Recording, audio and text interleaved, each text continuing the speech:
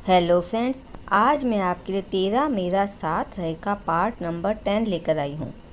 उसका फ़ोन जो तकिए के नीचे था अचानक से रिंग हुआ। उसने बंद आँखों के साथ ही हाथ से टटोल कर फ़ोन उठाया और रिसीव किया।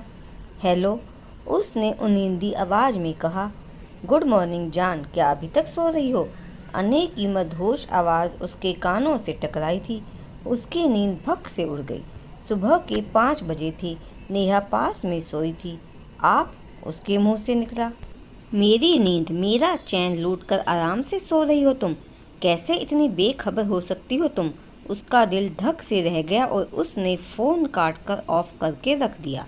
मेरा नंबर कैसे मिला उसे? मेरी सगाई हो चुकी है, यह ठीक नहीं है। अब मैं सिर्फ राहुल की अमानत हूँ। अने कहाँ से आ गया? राहुल के बारे में उल्टा सीधा बोलकर अपना उल्लू सीधा करना है उसने। शायद उसे इस बात की चिढ़ है कि मैं उसकी ओर अट्रैक्ट क्यों नहीं हुई और अब वह कुछ भी करके मुझे पाना चाहता है। नहीं, उसका यह सपना कभी पूरा नहीं होगा। मैं मम्मी पापा और राहुल को कभी धोखा नहीं दूंगी। उसने जैसे खुद से बात की।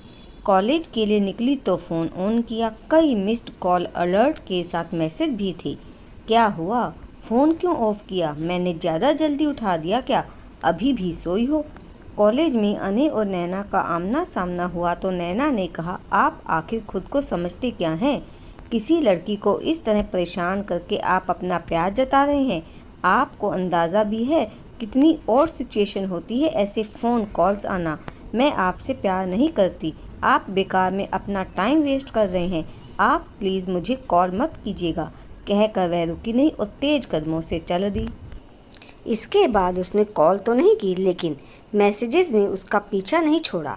उस दिन के बाद नैना ने उसे कभी बात करने का मौका नहीं दिया। उसे देखते ही वह रास्ता बदल लेती थी।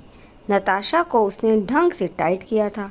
एग्ज़ाम के बाद अने ने पापा के बिजनेस में और नैना ने एमएनसी कंपनी ज्वाइन कर ली थी।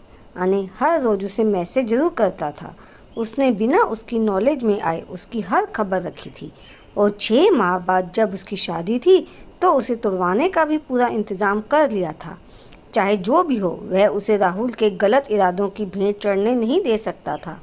जाने उसकी निगाहों की तपिश थी या कुछ और, उसकी नींद अचानक से खुल गई। उसे खुद को देखा हुआ पाकर वह डर गई थी। उसने जल्दी से बैठकर साड़ी का आंचल ठीक किया जो सोते हुए ढलक सा गया था। फिर डर पर काबू करते हुए वापस से उसे देखा।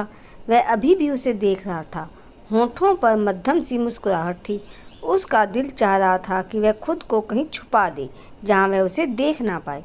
वह समझ नहीं पा रही थी कि वह क्या करे।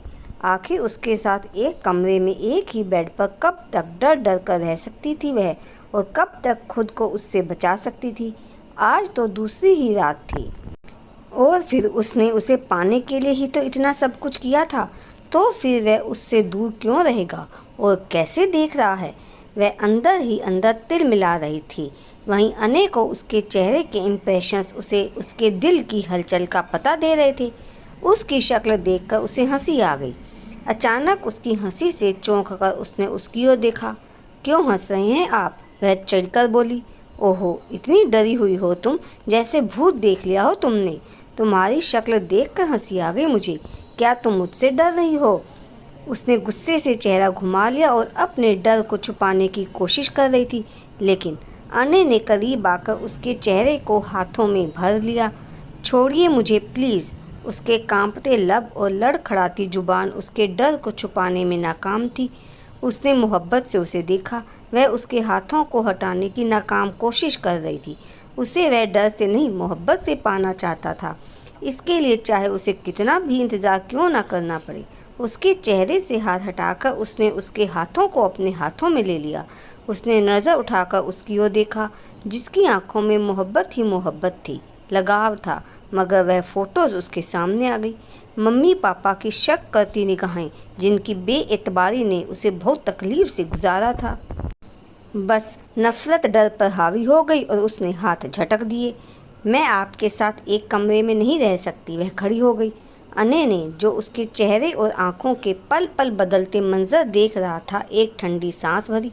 मजबूरी है, रहना तो पड़ेगा, नहीं तो मम्मी पापा के साथ साथ मेरी ससुराल में भी यही न्यूज़ चली जाएगी। मम्मी बता देगी वहाँ, अगर तुम अफोर्ड कर सकती हो तो। वह उसे चिढ़ाते हुए बोला और धीरे से मुस्कुराया। बस एक यही ब्लैकमेलिंग आती है आपको, मुझे आपसे कोई बात ही नहीं करनी है। उसे समझ ही नहीं आ रहा था कि वह उसे क्या बोले। उसे उसकी हालत पर तरस आ गया था। वह थकी हुई थी और आंखों में नींद भरी हुई थी। आओ चलो सो जाओ, थकी हुई हो आराम कर लो, तुम्हारी मर्जी के बिना कुछ नहीं करूँगा, ट्रस्ट में। इतना कहकर वह बेड पर एक तरफ लेट गया।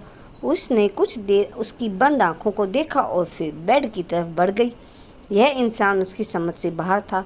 पल पल रंग बदलता हुआ, वह उसे समझ ही नहीं पा रही थी। तो दोस्तों, क्या नैना अपनाएगी अने को या इसी नफरत में दोनों की ज़िंदगी गुजरेगी? और क्या हुआ नताशा का, जानने के लिए अगला भाग जरूर देखिएगा। धन्यवाद।